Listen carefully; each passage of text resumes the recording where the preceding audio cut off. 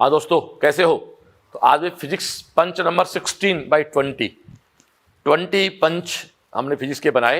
ये हमारा 16वां पंच है और ये आखिरी शूट हो रहा आज 17, 18, 19, 20 पहले आपके पास पहुंच चुके हैं दोस्तों। आज 14 जुलाई को हम इस शूटिंग कर रहे हैं और आज ये पंच का समापन है, यज्ञ की आखिरी आहुति है। ठीक है डियर, इसमें टॉपिक है आपका EMI और AC। EMI और AC अपने आप में एवरेज 2.5 क्वेश्चन मानते हैं। एवरेज का मतलब 2 भी आ सकते हैं, 3 भी आ सकते हैं, बट एग्जाम में यहां से क्वेश्चन निश्चित आता है। बात शुरू करें। ओके डियर, तो आपका पहला क्वेश्चन है, स्पष्ट कहता है a conducting circular loop is placed in a uniform magnetic field plane perpendicular to the magnetic field, the radius of the loop starts shrinking at 2 mm millimeter per second, the induced EMF in the radius is 2 centimeters। देखो dear, इसको शुरू करने से पहले खाली करें page को, मैं आपको एक सिंपल सा बताता हूं। देखो दोस्तों, कॉन्सेप्ट क्या है। एक्चुअल में ये स्टार्ट होता खेल यहां से phi equal to BA cos theta. B वहां मैग्नेटिक फील्ड की इंटेंसिटी है, A एरिया है और थीटा एंगल है। पर एक बात याद रखना, एंगल हमेशा कहां से नापा जाता है। देखो दोस्तों, ये कोई एरिया है, एरिया एक वेक्टर क्वांटिटी है, ये इसके परपेंडिकुलर लाइन है, ये इसकी डायरेक्शन है, इस सदिश की डायरेक्शन है। एंगल हमेशा इसके साथ मेजर किया जाता है, ना कि इसके साथ। तो मेरी भाषा में कहूं कि कोण हमेशा तल पे खींचे गए लंब के साथ नापा जाता है। Angle measured with always perpendicular line to which surface. ठीक है, वो थीटा हो गया। अब यहां माना कि उसमें लूप n हो जाए तो इसको अपन ऐसे भी कह सकते हैं, phi equal to NBA cos theta. Okay, फिर लेंज का नियम क्या कहता है हम सब जानते हैं, E equal to minus N dφ/dt। माइनस का साइन आप जानते हो, ये उस कारण का विरोध करता है जिस कारण से पैदा होता है। मेरी भाषा में कहूं, ये वो बेटा है जो अपने बाप को मारने की कोशिश करता है, जिससे पैदा होता है उसी का विरोध करता है। इस टॉपिक को शुरू करने से पहले 2 बात सुन लो। ये जिससे पैदा होता उसी का विरोध करता है, इसका मूल फंडा है, इसकी आदत है नेगेटिविटी, इसकी आदत विरोध करना। एक फंडा है मेरा, चढ़ता है तो चढ़ने मत दो, गिरता है तो गिरने मत दो, बढ़ता है तो बढ़ने मत दो, घटता है तो घटने मत दो, दूर जाता है तो दूर मत जाने दो, पास आता है तो पास मत आने दो। बस इतना फंडा है इसका, यानी जो है उसका उल्टा करना है इसको। ठीक है डियर, तो E equal to minus N dφ/dt। अब अपन यहां एक बात देखें, इसकी वैल्यू पुट करें तो n को बाहर निकाल लें, ये आपका d/dt। What is phi? Phi है BA कोस थीटा। अब देखो दोस्तों, B चेंज करके भी आप E पैदा कर सकते हो, A चेंज करके भी आप E पैदा कर सकते हो, और थीटा यानी उसकी पोजीशन चेंज करके भी आप E डेवलप कर सकते हो। यानी कहीं B बदलेगा, कहीं A बदलेगा, और कहीं थीटा मतलब उस कुंडली की पोजीशन बदलेगी, लोकेशन बदलेगी। कोई परिवर्तन, जो चीज परिवर्तनशील है उसको आप अंदर रख लो और कांस्टेंट को बाहर निकाल लो। क्लियर? मैं इसको मिटा देता हूं, यहां पे बात प्ले पड़ी।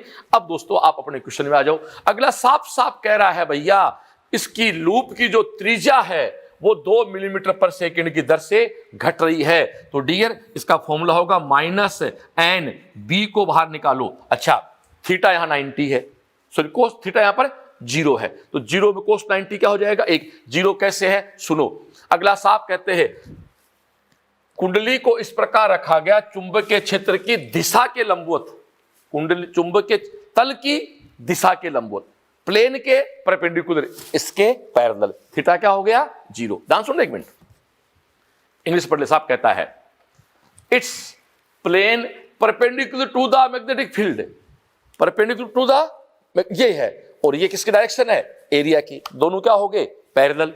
थीटा क्या हो गया? 0। इसलिए कोस 0 का मान क्या कर दूं? 1। तो भाई क्या लिखा था मैंने? चलो फिर याद दिला दूं, minus N d/dt BA cos theta. Theta क्या बन गया यहां पर? 1। B क्या है? कांस्टेंट। अगला क्या बदला दोस्तों? एरिया। तो dA/dt। एरिया, एरिया अपन जानते हैं लूप है, तो लूप का एरिया दोस्तों क्या होता है? πr²। कहने की बात ही नहीं है। तो पाई फिर कांस्टेंट है, उसको फिर बाहर निकाल लेंगे। ए इधर देख, E equal to minus N B, pi फिर बाहर निकाल, ये तेरा dr²/dt। बोल हाँ या ना? ठीक है, पेज खाली कर ले भैया। ले आगे बढ़ूं तेरे लिए। तो दोस्तों इसको पूरा मिटा दूं मैं तेरे लिए। E equal to minus N B pi D R square by D T. बस एन है नहीं, लूप एक है, एन खत्म हो जाएगा, यहाँ नंबर ऑफ लूप नहीं दिए इसने। तो dear E equal to minus B pi D R square by D T. दोस्तों आर स्क्वायर को आप डिफरेंशिएट करो तो क्या आएगा 2r, बट किसके सापेक्ष किया आपने, t के सापेक्ष, तो क्या बन जाएगा dr बाई dt। 2r तो आएगा बट क्या लिखना पड़ेगा dr। वो सुन लो भाई बच्चा बेटे के वालों, आप कहोगे साहब आर स्क्वायर का 2r होना चाहिए, वो तो कब होगा जब x का r के सापेक्ष अवकलन किया जाए। यहां हम r को t के सापेक्ष करंट डिफरेंशिएट, तो देखो ये जो है ना ये r स्क्वायर, इसका तो हो गया 2r, बट किसके रेस्पेक्ट में, t के रेस्पेक्ट में। बस तो E equal to minus pi B 2r dr by dt, ये आपका फॉर्मूला बन गया। अब इसकी वैल्यू पुट कर देते हैं। आ जाओ क्वेश्चन में आ जाओ एक बार लो। तो दोस्तों मैं इसको मिटा दूं, अपने दोबारा लिख लेंगे। अगला साफ कहता है, ये देखो ये रहा 2 मिलीमीटर पर सेकेंड, ये क्या है dr बाई dt। बस सुंदर बात, मिलीमीटर है ना, उसको चेंज कर दो 2 की पावर माइनस 3 मीटर पर सेकेंड। ध्यान दे क्लास, 2 mm पर से इधर से घट रही है, घट रही तो चिन्ह किसका आएगा, माइनस का, तो बाहर जो माइनस था वो क्या बन जाएगा पॉजिटिव। ओके डियर, बी का मान क्या है 0.04, लूप की कुल रेडियस क्या है 2 सेंटीमीटर। बस हो गया, मिटा दूं इसको मैं, ए आजा। ई भूल गया क्या, माइनस था, पाई था, बी था, 2r था, dr बाई dt था। मेरा पहले साफ सुन लो, मेरा मकसद केवल क्वेश्चन सोल्व करना नहीं है, हमने इसके आसपास की सारी बात लपेटी है। ओके डियर, तो देखो माइनस पाई, बी बोले तो 0.04, ए ये 0.04, 2 आर बोले तो 2 सेंटीमीटर, इसको मीटर में चेंज कर दो 10 की power minus 2, dr by dt कितना है 2 mm माइनस, तो माइनस माइनस क्या हो गया प्लस, एक माइनस तो ये है, क्यों देखो दोस्तों घट रही है, डिक्रीज हो रही है ना, तो कम होता है, multiply 2 multiply 10 to power minus 3, 3 क्यों, क्योंकि mm है। बस अब आप आ जाओ, लो डियर एक काम करो, इसको नीचे कर लो, ये 10 की पावर 2 है, इसको और ऊपर ले जाओ तो -2 होगा, ये -3 है, ये -2 है, ये एक -2 और आ गया, तो ये दोस्तों आपका क्या बन गया 10 टू पावर माइनस 7। पाई को बाहर ले ले भैया, ले लिया पाई को बाहर। अब देखिए 2 4 4 दूनी 8 और 8 चौक 32, ये ले 32, ये तेरा क्या आ गया वोल्ट आ गया, 32 पाई 10 टू पावर माइनस 7 वोल्ट आ गया। अब ऐसा कोई आंसर ही नहीं है, पर आंसर देखिए 3.2 ये रहा, तो देखो 3.2 पाई वी माइक्रो मतलब 10 की घात -6। आजा इसको नीचे ले, ऊपर जाएगा 10 की घात -7, तो आंसर क्या हो गया दोस्त, फर्स्ट हो गया। ध्यान दे class, E equal to minus N D five by D two, पूरा याद करो, मैं समझा दिया, पूरा याद करवा दिया मैंने। Okay thank you. Question second simple है, लेंज का रूल किस पे होता है, कहने की बात नहीं, एनर्जी कंजर्वेशन, ऊर्जा संरक्षण। देखो दोस्तों दो चीज यहां सुनो, ये दो टॉपिक हैं, एक है धारा से चुंबक पैदा होता है और एक चुंबक से धारा बनती है, सीधी सी बात है। एक में करंट से मैग्नेट पैदा होता है, एक में मैग्नेटिक फ्लक्स में चेंज करने से करंट, आपके जनरेटर में क्या होता है फ्लक्स परिवर्तन होता है, उसे करंट पैदा होती है। दूसरा करंट बहती है, उससे मैग्नेट बनता है, जिसका नाम क्या है करंट कैरिंग लूप। धारावाहिक कुंडली होती है ना, जो नॉर्थ पोल साउथ पोल बनते हैं, जो किसकी भांति काम करती है, चुंबकीय। तो केवल एनर्जी का ट्रांसफर है, एक जगह चुंबकीय ऊर्जा कन्वर्ट है विद्युत ऊर्जा में, एक जगह विद्युत कन्वर्ट है चुंबकीय ऊर्जा में। एक मोटा मोटा सीधी सी बात यही है। तो दोस्तों किसका नियम हो गया, ऊर्जा संरक्षण हो गया। थैंक यू दोस्तों। क्वेश्चन नंबर 3, वो लॉजिक जिस कारण से पैदा है उसी कारण का विरोध करेगा। देखो ये नॉर्थ पोल है, इसके पास आएगा तो यहाँ फ्लक्स में चेंज होगा, फ्लक्स में चेंज होगा तो इंड्यूस्ड वोल्टेज होगा, लूप पूरा है तो इंड्यूस्ड करंट हो जाएगी। अब वो करंट इस तरह से होगी कि इसके पास आने का ही विरोध करेगी। पास कौन आ रहा है, नॉर्थ, तो नॉर्थ का विरोध कौन करेगा, नॉर्थ, इसलिए ऊपर से देखोगे तो क्या बनेगा, नॉर्थ पोल। अगला क्या पूछता है, निकट लाया जाए तो रिंग में धारा क्या होगी। तो दोस्तों कॉमन सेंस की बात, नॉर्थ, नॉर्थ का मतलब वामावर्त। आंसर क्या हो गया आपका, थर्ड। Okay thank you. ये एक अच्छा प्रश्न है, ध्यान से बैठो भाई।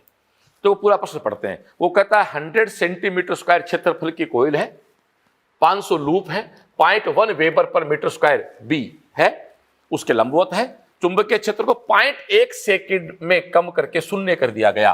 किसको? चुंबकीय क्षेत्र को। लड़के dB बाई dt जो है वो 1/0.1 है। साफ कह रहा देखा अगला, चुंबकीय क्षेत्र को 0.1 सेकंड में कम करके शून्य कर दिया गया।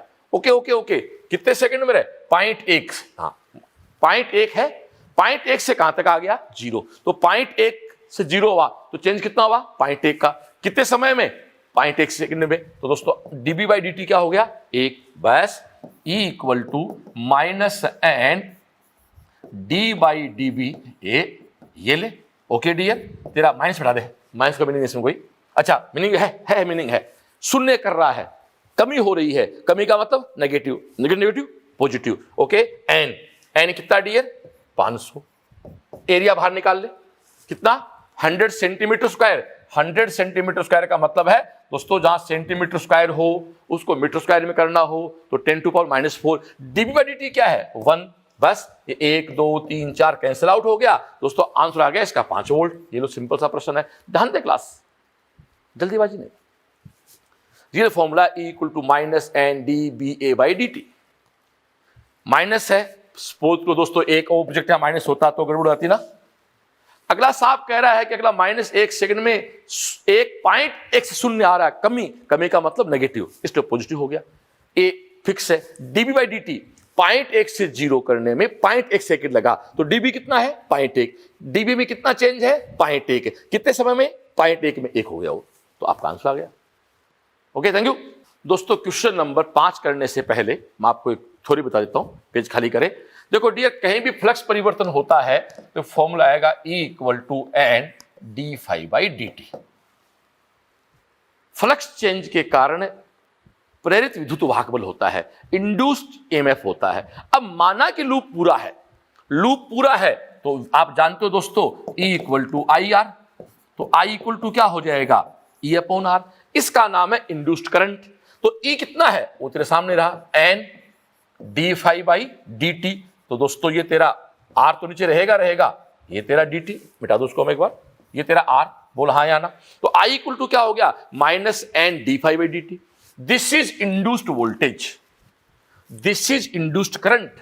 पर एक बहुत प्यारा शब्द है, व्हाट्स इंड्यूस्ड चार्ज, प्रेरित आवेश क्या है? तो दोस्तों उसका फॉर्मूला होता है I equal to D Q by D T.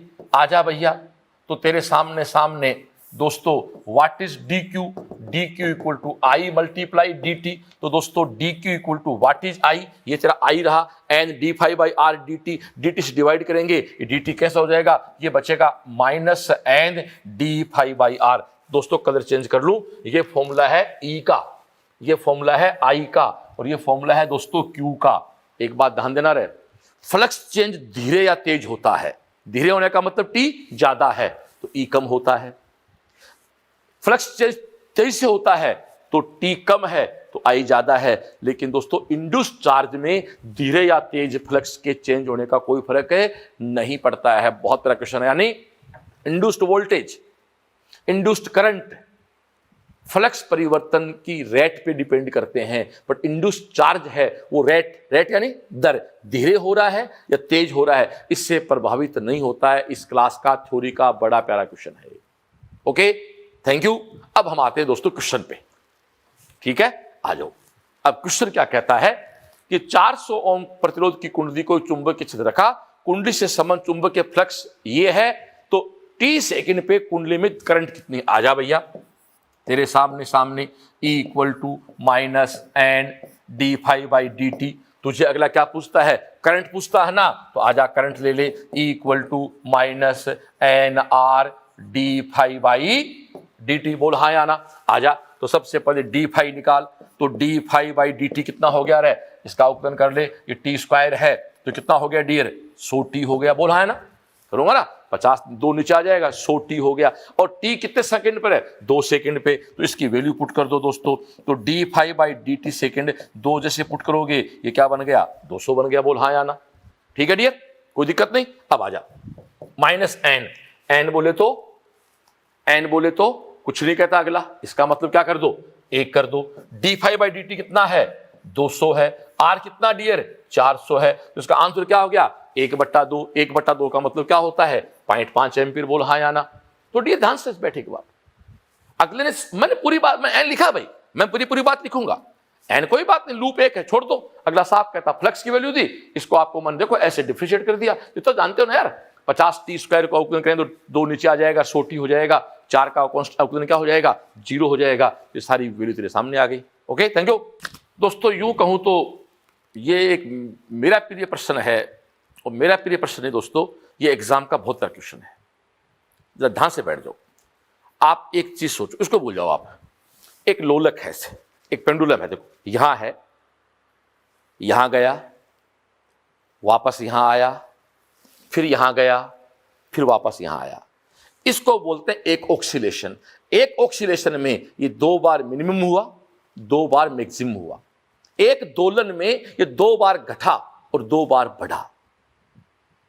अगला 1 सेकंड में पूछे तो इसको 1/2 कर दो फिर, क्योंकि F = 1/t होता है। 1 सेकंड में कौन होगा, कितनी बार घटना घटी, तो दोस्तों 1/2 कर देंगे। ऐसे कुंडली की बात है।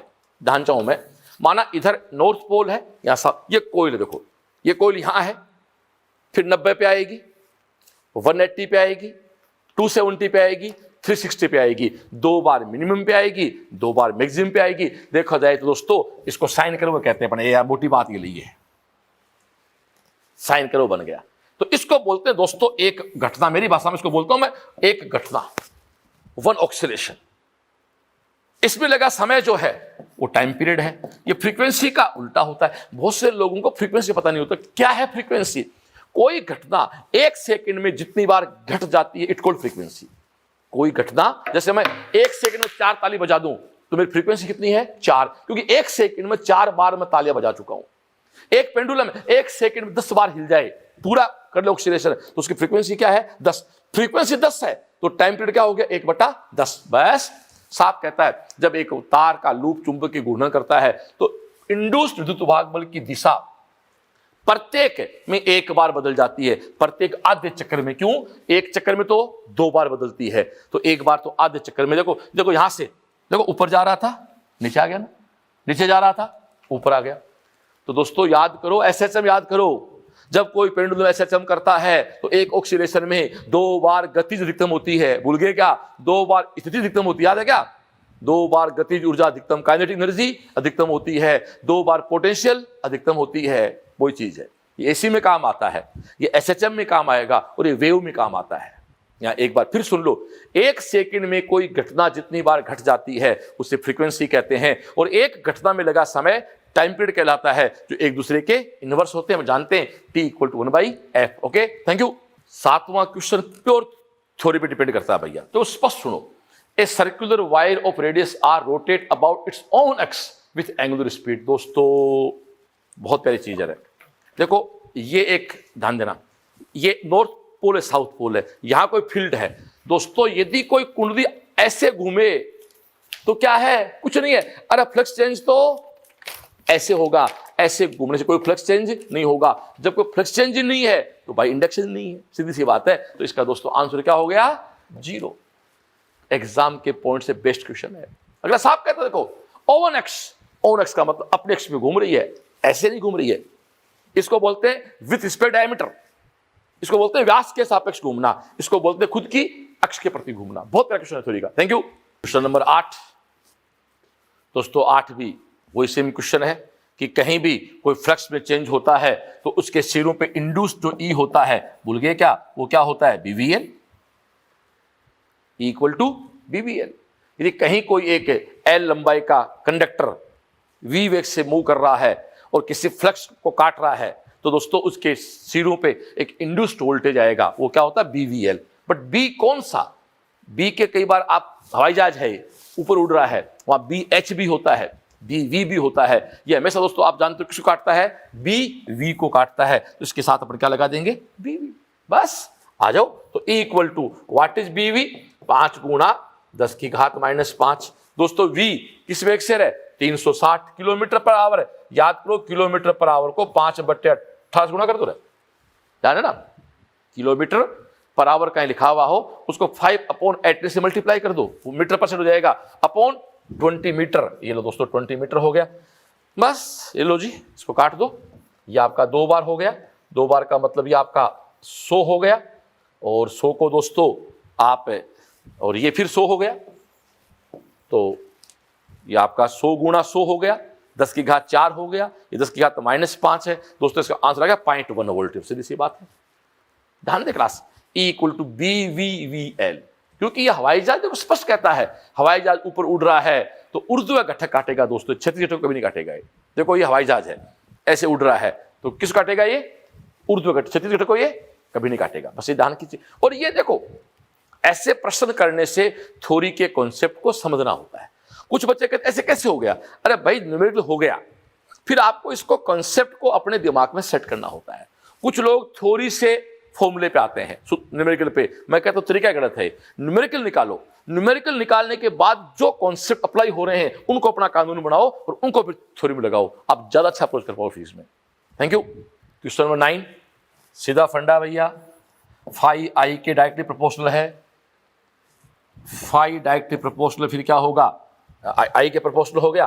अब आप जानते हो दोस्तों, इसको उठाओगे तो फाई इक्वल टू क्या हो गया? एल आई, इधर एन से मल्टीप्लाई करना पड़ेगा, माना कि लूप एन है, तो फॉर्मूला बन जाता दोस्तों बड़ा सीधा सा, N phi equal to L I. थोड़ा आगे समझाऊं आपको मैं? ये सारी दुकान स्टार्ट यहीं से होती है, लो परिवर्तन कर लो। देखो एन तो कभी चेंज होता नहीं है, जैसे तू फाई में चेंज करेगा तो किस में चेंज होगा रे? आई में चेंज होगा। एल कोइल का कांस्टेंट है जो चेंज नहीं होता, एक बार तुमने कोइल ले ली तो एन चेंज नहीं होता।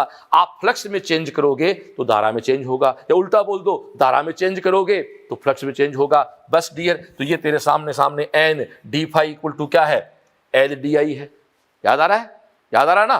तो आगे चले फिर एक क्या होता है? ई इक्वल टू, भूल गया क्या? याद आ रहा है? E equal to minus N D phi by D T. बस अब तेरे सामने एक काम कर, इसको dt से डिवाइड कर दे, इसको डिवाइड dt से कर दे, ये तेरा क्या बन गया? Minus E. ये ले बच्चे, ये बन गया E equal to minus L D I by D T. बता क्या दिक्कत है? एक ही बात है। E equal to minus N D phi by D T बोल, चाहे E equal to minus L D I by D T बोल, दोनों एक ही है, कहीं फर्क नहीं है। लो मैं एक लगे हाथ एक चीज आपको और समझाता हूं, पेज खाली करें। आप सब ने बायो सावर्ट का नियम पढ़ा, वाई फॉर्मूला होता है B equal to mu 0 I D L sine theta upon 4 pi R square होता है ना। थीटा को आप 90 करके 1 कर दो, चलो, तो म्यू 0 आई डी एल बट्टे क्या हो गया रे? 4 पाई आर स्क्वायर। ये क्या है? किसी करंट कैरिंग कंडक्टर में करंट बह रही है। अब एक बात बता, करंट जब बहती है तो एक्चुअल में तो यार I equal to D Q by D T है। तो सुने, करंट बोल दे चाहे मूवेबल चार्ज बोल दे, बात एक ही है।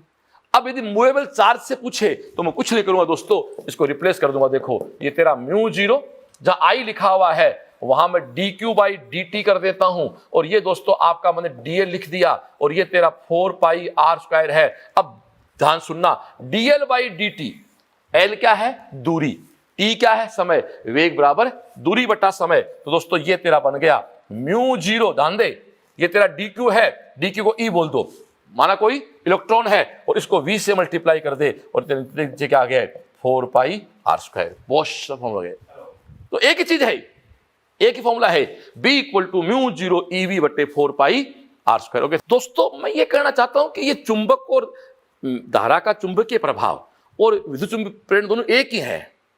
एक इधर एक इससे बनता है, एक इससे बनता है। तो आप देख लो ना, B equal to mu 0 E V upon 4 pi R square. ये भी फॉर्मूला होता है, अपने याद करो। देखो याद करो, म्यू 0 बटे 4 पाई, ये सब चेंज होते हैं आपस में, इनकी वैल्यू पुट कर देते हैं। कहने का मतलब ये है कि आप इसमें पैनिक नहीं हो। ये फॉर्मूला इस क्वेश्चन से संबंध नहीं है, लेकिन मेरे दिमाग में आया, मैंने करवा दिया आपको कि आप इस तरह आपस में चेंज भी कर सकते हो। क्लियर? अब हम क्वेश्चन पे आते हैं। आ जाओ, अब क्वेश्चन पढ़ते हैं। क्या लो जी, अब अगला कहता है एक लंबी परिनलिका में इतने फेरे हैं, इतनी धारा प्रवाहित होती है, तो प्रत्येक फेरे से संबंधित चुंबकीय फ्लक्स का मान ये है। तो इसका बताओ सेल्फ इंडक्शन क्या है? ये ले यार, क्या दिक्कत है? N phi equal to L I, L equal to N phi upon I. ओ बिडू, एन कितना है? 500। फाई कितना है? अब तेरे को भाई फाई का पता नहीं। अगला साहब कहता है चुंबकीय फ्लक्स ये फाइव दे रखा ना, 4 multiply 10 to power -3 upon I कितना है 2। ये ले भाई इसको काट दे, 500 को 2 से गुणा कर कितने आएंगे 1000। ये कितना होता है 1000। आंसर दोस्तों क्या आ गया 1। इसका मात्रा क्या होता है हेनरी। आंसर क्या आ गया 1 हेनरी। क्वेश्चन बहुत छोटा सा था लेकिन मेरे आसपास का पूरा लपेटा, क्योंकि अपना मकसद ही क्या है कि पूरा टॉपिक इस 45 क्वेश्चन में कवर हो जाए। ओके थैंक यू दोस्तों। अगला कहता 2 coils of self induction L1 L2 placed closer to each other so that total flux in one coil is completely linked with other। पहले बात सुन लो रे, 2 कोइल पास पास हैं और टोटली लिंक्ड हैं, तो हमारा एक फॉर्मूला होता है दोस्तों M = K √L1 L2। यहां पर दोस्तों K की वैल्यू 1 हो जाती है, बस याद रखना चीज का। कपलिंग होगी टोटली, यानी इसका जो फ्लक्स है वो इसमें जा रहा है उसमें कोई लीकेज नहीं है, सॉरी कोई लिंकेज नहीं, सॉरी दो शब्द है ये, लीकेज और लिंकेज। यहां पूरा फ्लक्स लिंकेज है, लीकेज नहीं है, इसलिए के की वैल्यू 1 होगी तो M = हो गया √L1 L2। ये बहुत अच्छा क्वेश्चन है, ध्यान देना चीज पे। इस पे आप एक कार बताऊं आपको ये के क्या है, लो आप बताता हूं मैं, आप पेज खाली करें। ये बताओ कैसे है ये कोयल ठीक इसके ऊपर लपेट दो दोस्तों, ये K = 1 होता है। एक ऐसी कंडीशन भी है, एक कोयल यहां है एक कोयल यहां है, तो K दोस्तों 1 से कम कैसे, तो थोड़ा सा बताओ आपको मैं, देखो कुछ फ्लक्स इसमें से बाहर निकल गया है। तीसरा एक बहुत प्यारा सीन है, एक कोयल ऐसे और एक कोयल ऐसे, तो भाई जी यहां तो कोई लिंक ही नहीं है, तो यहां K का मान क्या हो जाता है 0 हो जाता है। और एक और लफड़ा भी इसमें, एक कोयल मान लो इस एंगल पे है और एक कोयल इस एंगल पे है, तो दोस्तों K cos थीटा बन जाता है। इसको बोलते पहले का दूसरे से कितना संपर्क है। एग्जाम्पल बताऊं, ये टीचर है ये स्टूडेंट है, टीचर स्टूडेंट दोनों बिल्कुल एक साथ हैं, पूरा समझ में आएगा। जितना लड़का दूर चला जाएगा कम समझ में आएगा। टीचर बात कुछ और कर रहा, लड़का बात कुछ और कर रहा है, कुछ समझ नहीं आएगा। और किसी कोण पे बैठा है थोड़ा बहुत समझ आ जाएगा। तो भैया अच्छे बच्चे के 1 होते हैं, तो नहीं पढ़ते हो के 0 होते हैं, बाकी 0 और 1 के बीच होते हैं। ओके थैंक यू दोस्तों। क्वेश्चन नंबर 11 है, एक शब्द है सेल्फ इंडक्शन। मैं इसकी पूरी बात, पेज खाली कर भाई, अपन इसकी पूरी बात करेंगे। देखो डियर, ये कोई कोयल है जिसका एरिया क्या लग रहा है, हमारा रेडियस R है, तो एरिया क्या है A।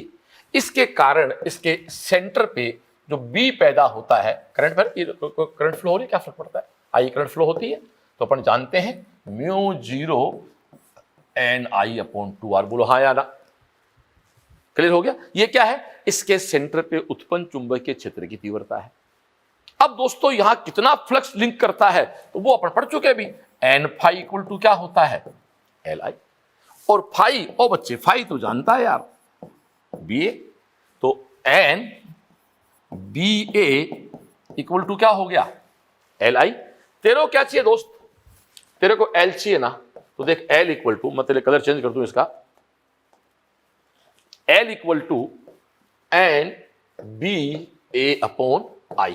आजा, N तो N है, B क्या है हो रहा μ0 NI/2R, और एरिया क्या है πr²। देख R से R कैंसिल आउट कर, अपॉन I I से I कैंसिल आउट हो जाएगा। तो दोस्तों L का मान आ गया μ0। अच्छा ध्यान सुनो, इसमें ये भी N है ये भी N है, यहाँ N1 N2 नहीं आएगा ना, यही होता म्यूचुअल इंडक्शन। तो एक कोयल का N1 काम आता है, दूसरी का N2 काम आता है, जैसा कि किस में काम आएगा ट्रांसफार्मर में। सेल्फ में वही कुंडली मैन है, वही इंड्यूस्ड है, तो वहां N रहेगा, इसलिए μ0 N² R पाई भी ऊपर देखो π/2 दोस्तों।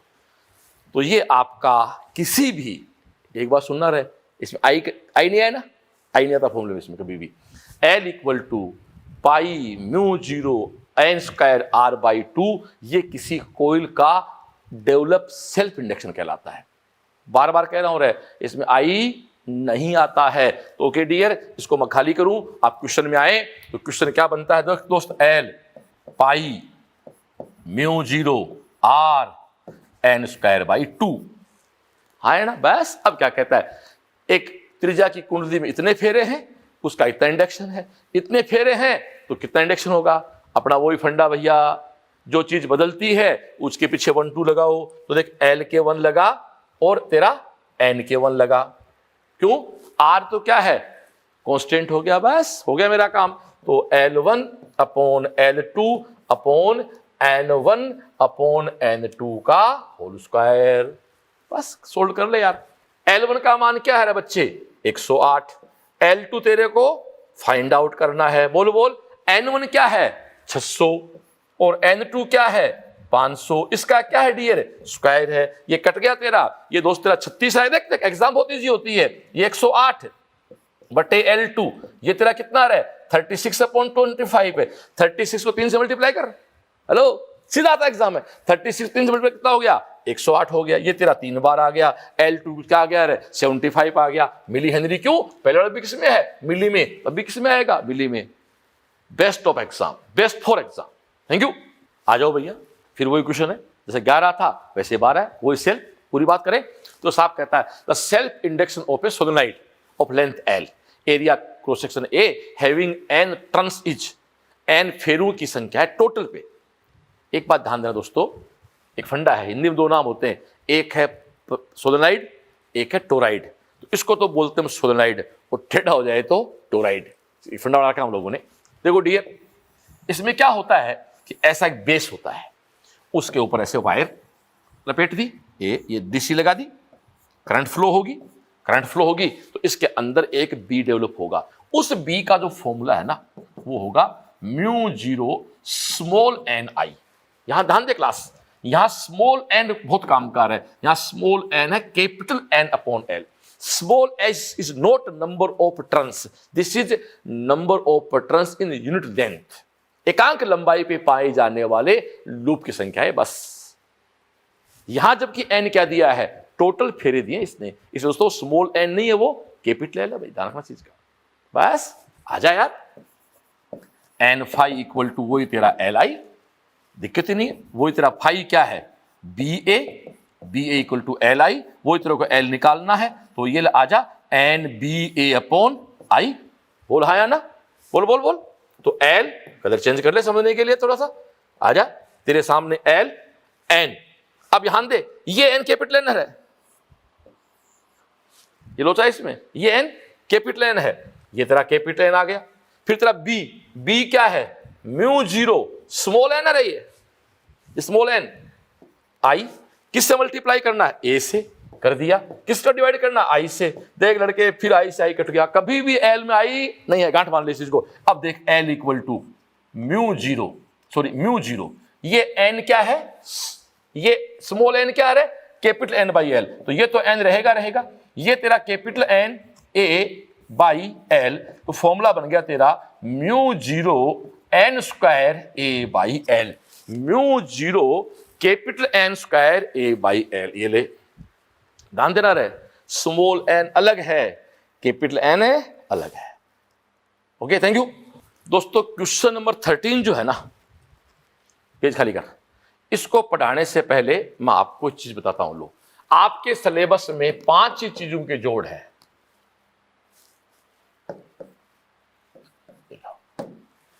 पूरे सिलेबस में स्प्रिंग का के, बल्ब का पी, कैपेसिटर का सी, कुंडली का एल और रेजिस्टेंस का आर।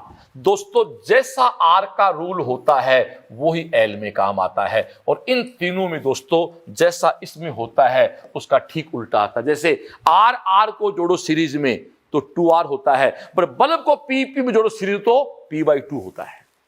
आर को जोड़ो पैरेलल तो R/2 होता है। स्प्रिंग को जोड़ो के को पैरेलल तो 2K होता है। बस, तो मैं एक फंडा है कि LR एक तरफ है और मैं बोलता हूं KPC एक तरफ है, यानी 5 जोड़ हैं।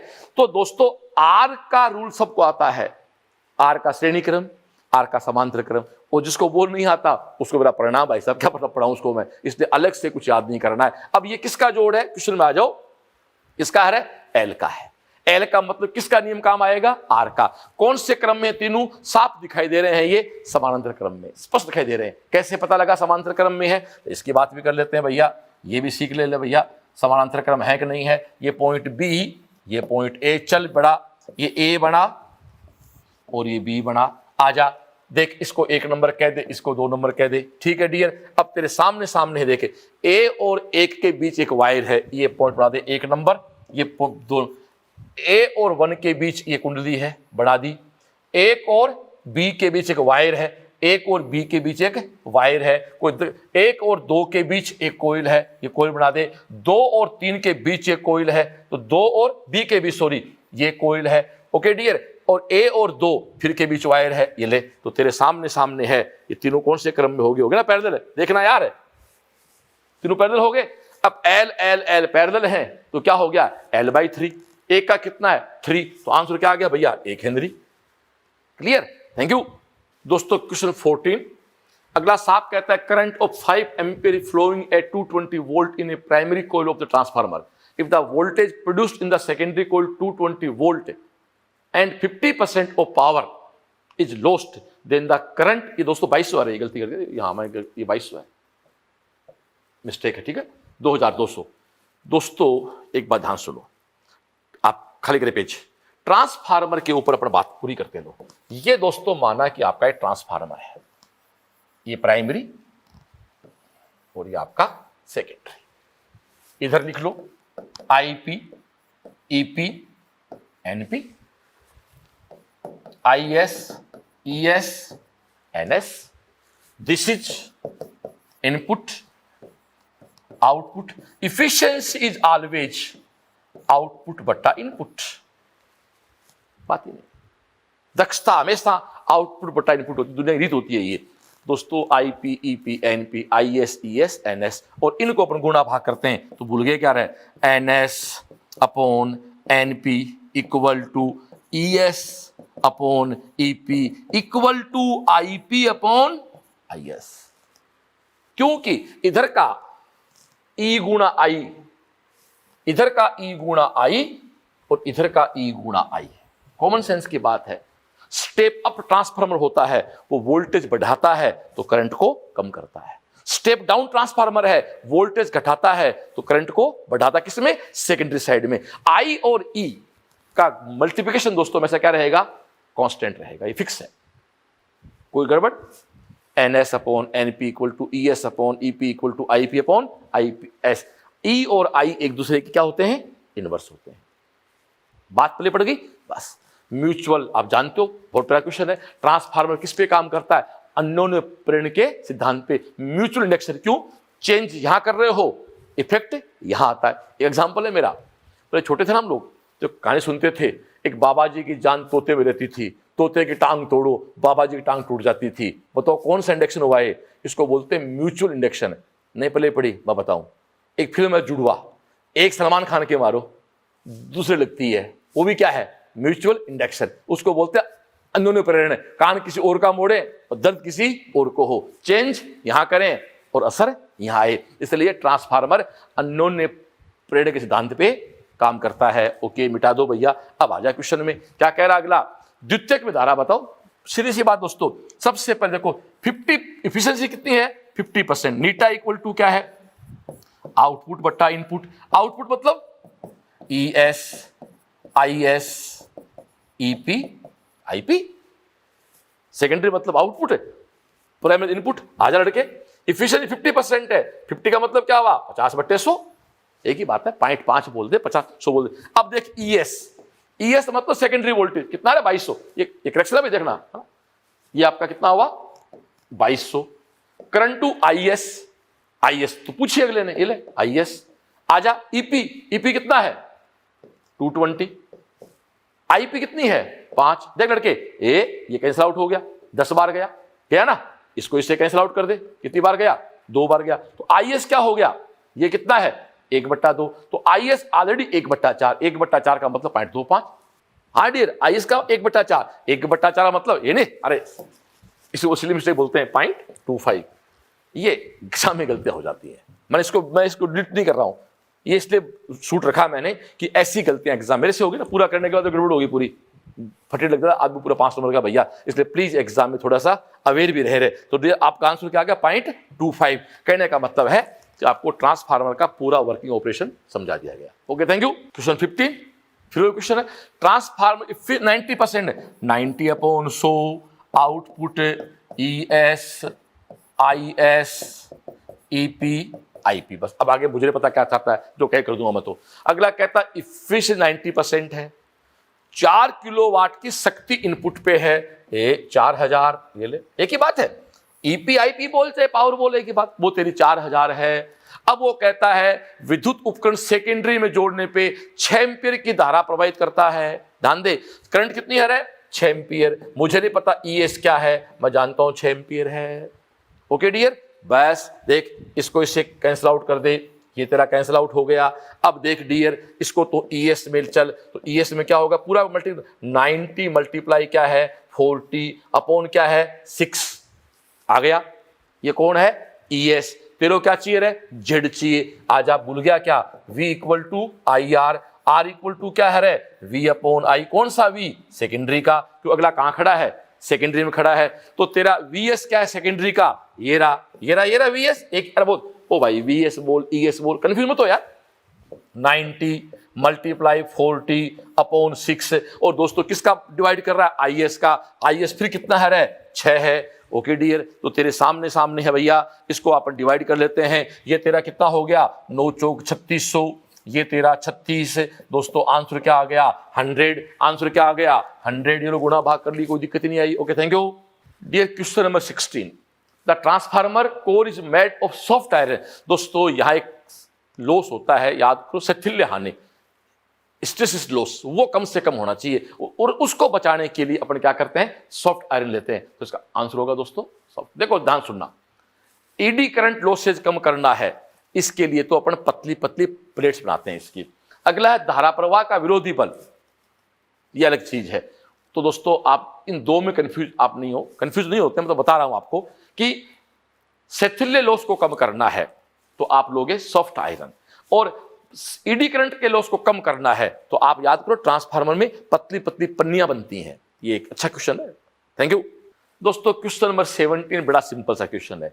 देखो भाई, ये कहता है एक इलेक्ट्रॉन ए बी रेखा के चल रहा है, कुंडली समतल में है, चित्र में दर्शाया गया है। इंड्यूस करंट, देखो साफ बात है, जब पास आएगा ना तो उसकी जो भी डायरेक्शन है ना, दूर जाने पे दोस्तों उसकी उल्टी हो जाएगी, बस सीधी सी बात ये। तो अगला साफ कहता है डियर, आपका फोर्थ ऑब्जेक्ट पढ़े इसमें, देखो साफ कहता है फोर्थ ऑब्जेक्ट दोस्तों बिल्कुल स्पष्ट कह रहा है कि इलेक्ट्रॉन के गुजरने की धारा की दिशा बदल जाएगी। तो आपका आंसर क्या होगा इसमें? फोर्थ। बहुत सिंपल सी बात है, पास आने पे जो है ना, दूर जाने पे उल्टा होना, इसका हम जानते हैं, ये हमेशा कारण का विरोध करता है। थैंक यू दोस्तों। क्वेश्चन नंबर 18, मैं कह सकता हूं इस पेपर का श्रेष्ठ क्वेश्चन में एक क्वेश्चन है। इस लूप सर्किट के ऐसे पार्ट दिए होते हैं, और इसमें आपको ये पता करना करंट के साथ चल रहे हैं या करंट के विपरीत चल रहे हैं, बैटरी में प्लस से माइनस जा रहे हैं या माइनस से प्लस आ रहे हैं। सुनो, करंट के साथ चल रहे हो, हाई वोल्टेज से लो वोल्टेज, करंट के साथ चलने का मतलब नेगेटिव, करंट के उल्टा चलने का मतलब पॉजिटिव, बैटरी में माइनस से प्लस का मतलब है पॉजिटिव, प्लस से माइनस का मतलब है नेगेटिव। बट यहां कुंडली और आ गई, और कुंडली दोस्तों आप जानते हो वो क्या होती है? E equal to -L di/dt होती है। लेकिन एक बात ध्यान सुनना, यहां अगला साहब कह रहा है कि करंट डिक्रीज हो रही है, तो डिक्रीज होगी तो यहां जो E है वो क्या बनेगा? प्लस बनेगा।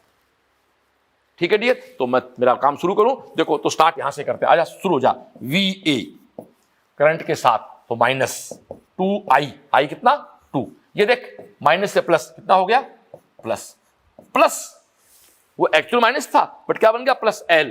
L कितना आ रहा है? L इक्वल टू दोस्तों, L इक्वल टू आपको इसने L ओरा 5 मिली हेनरी ये ले। di/dt कितना है? 10⁻⁻2 इक्वल टू क्या हो गया? VB। बस अब एक खाली करना पेज को एक बार, मैं तेरे लिए कर दूं भाई। तो ये तेरा VA -4 प्लस 12, वो ये क्या है? प्लस 0.5। देखना ये प्लस, सॉरी ये प्लस है, ये प्लस है, ये प्लस है भैया, ये हमारा प्लस है। तो ये 10⁻⁻1.5 इक्वल टू क्या डियर? VB। तो देख तेरा 12 और 0.5, 12.5, 4 कम कर 8.5, तो VB माइनस VA क्या हो गया? 8.5। क्वेश्चन में आ जा 8.5, आंसर क्या आ गया? 8.5। थोड़ा सा क्वेश्चन को एक बार ढंग से दोबारा पढ़ लेना, बहुत काम का है। करंट के साथ चलोगे माइनस, क्यों? करंट हाई वोल्टेज से लो वोल्टेज जाता है। करंट के उल्टा चलोगे प्लस, बैटरी में माइनस से प्लस जाओगे तो प्लस, प्लस से माइनस आओगे तो माइनस। कोयल में E equal to minus L D I by D T. यदि वो बढ़ रहा होता तो नेगेटिव हो जाता, ये घट रहा है इसलिए ये माइनस माइनस मिलके प्लस हो गया। Okay, thank you.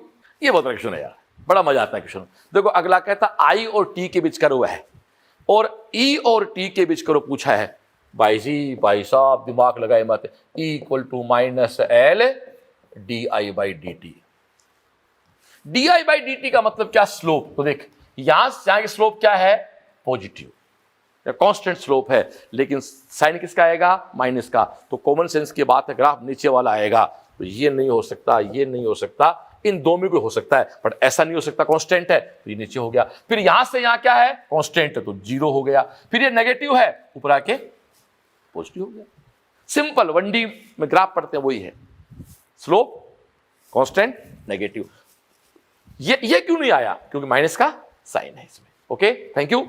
अब दोस्तों एसी वाले क्वेश्चन स्टार्ट हो रहे हैं और एसी मेरा प्रिय टॉपिक है, मुझे बहुत अच्छा लगता है और मुझे बहुत खुशी हो रही है कि मैं 96 में कोचिंग की शुरुआत जब की थी, पहला टॉपिक बोर्ड पे पढ़ाया था ना मैंने, तो एसी था और आज पंच लकीली एसी के साथ समाप्त हो रहा। बड़ा मजा आ रहा है यार। अब रियल में अगले क्वेश्चन खूब मस्ती करेंगे अपन। अगला कहता है इन ए सर्किट V और I के बीच कर्व है। देखो पहली बात तो ध्यान सुनो दोस्तों, इसमें V और I का कर्व है, I पाई बाई 3 आगे है, तो इसका मतलब है कि दोस्तों एक फंडा है मेरा कि इस सर्किट में RC लगा हुआ है। LCR भी हो सकता, मैं नहीं कह रहा, लेकिन C पक्का लगा हुआ है। करंट आगे है तो C पक्का लगा हुआ है। प्योर कैपेसिटर होता तो 90 डिग्री आगे होता, या 90 डिग्री आगे होता तो प्योर C होता, तो प्योर C भी नहीं है, 60 डिग्री है, तो इस सर्किट में या तो RC लगा हुआ है या LCR हो सकता है, वो तो कहीं भी कोई संभावना बन सकती है, तो RC सर्किट कह लेंगे इसको। बस अगला पूछता पावर लॉस क्या है? भैया सिंपल सी बात है, ERMS IRMS cos फाई। ये वैल्यू क्या होती है? ये तो आप जानते हो, ये तो V equal to V naught है और V नोट क्या होता है? VRMS equal to V naught by √2। तो जहां IRMS है वहां क्या आएगा? V naught by √2। खाली करना एक मिनट, तो इसको अपन ऐसे कहेंगे डियर, देखो P equal to V naught by √2 I naught by √2 cos phi. एक बार क्वेश्चन में आना, अब तो खुद देखे क्या है V नोट? 100, ये भी क्या है? 100। आजा वापस आजा, तो तेरे सामने सामने क्या हो गया? 100 अपॉन √2, 100 अपॉन √2। कोस कितना है? 60। कोस 60 क्या होता है? 1/2। ओके डियर, √2 क्या हो गया? 2 क्या हो गया? 4। इसमें भाग दे 25 से, तो आंसर क्या हो गया? 2500। क्वेश्चन में आ जा भैया, तो 2500 बोल दो, चाहे दोस्तों 2.5 वाट नहीं है भैया, किलोवाट है ये पक्का गलत है। 2.5 ना, बिल्कुल सही है, सही है रे, ये मिली है, मिली सही है भैया, सही है, 2.5 ही आएगा रे, 2.5 आएगा, तो मिली एम्पियर है। ये देखो दोस्तों, ये वोल्ट में है, सिली मिस्टेक होगी ना, कि मेरे वो 2.5 वाला एक दिमाग को सेट हुआ होता, बट इसने क्वेश्चन चेंज कर दिया। मिली है तो आपका किलो खत्म हो जाएगा। आंसर क्या आ गया? 2.5 वाट। बोलो हाँ या ना। फिर सुन लो दोस्तों, P equal to ERMS IRMS cos phi, ये पावर का फॉर्मूला होता है। Thank you. 20 बताऊं क्या भाई? करंट है, RMS चाहिए, तो RMS क्या होता है? I naught by √2। तो 4 में दोस्तों √2 का भाग दे दो। √2 का भाग देना, तो एक काम करो, √2 से ऊपर मल्टीप्लाई कर दो, √2 से मल्टीप्लाई कर दो, आंसर क्या आ गया? 2√2। आंसर क्या हो गया दोस्तों? सेकंड था ना अभी, √2 2 को 4 से काट दो तो 2√2। Simple, thank you. ये एक बहुत प्यारा क्वेश्चन है दोस्तों, आप जानते हो ये कर्व होता है, देखो ऐसे, यहां से यहां तक जाने के समय को अपन बोलते हैं एक टाइम पीरियड, उसको T कहते हैं, और वो दोस्तों F के इनवर्स होता है।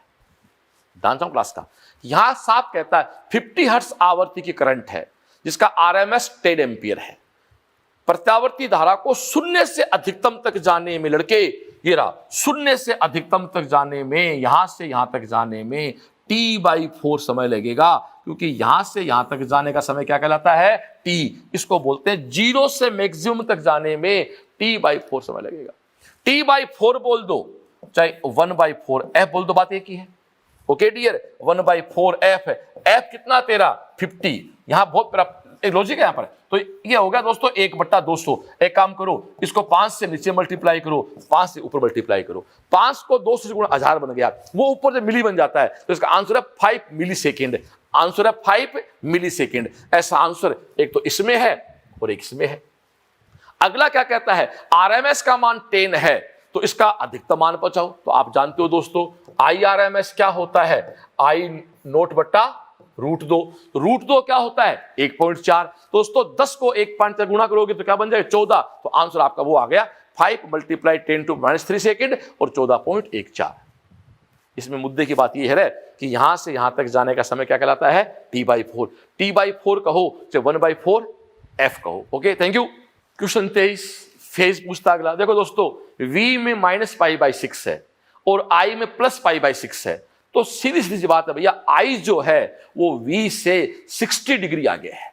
क्यों, ये 30 माइनस, यानी एक आदमी -30 से +30 पे गया यार, तो 60 हो गया ना। तो साफ है I जो है वोल्टेज धारा से ना दोस्तों, धारा वोल्टेज से 60 डिग्री आगे। सिंपल प्रश्न है तो। Okay, thank you.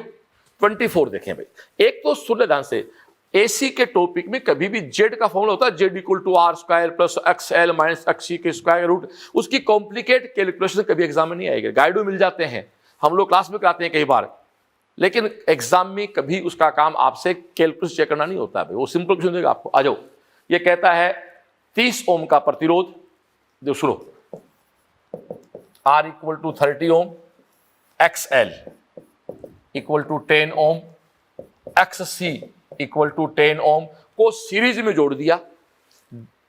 वोल्टेज का ये है तो परिपथ में करंट कितनी है।